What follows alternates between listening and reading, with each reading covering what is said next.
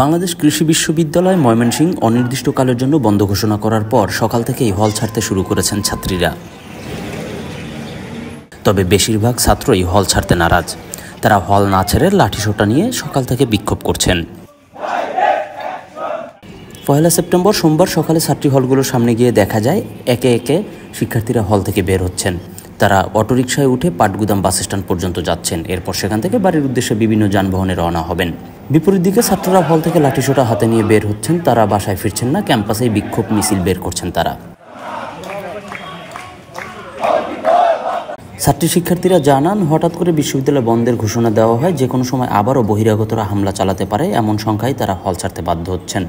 এদিকে হামলার ঘটনায় 4 দফা দাবি জানিয়ে ক্যাম্পাসে অবস্থান করছে ছাত্ররা।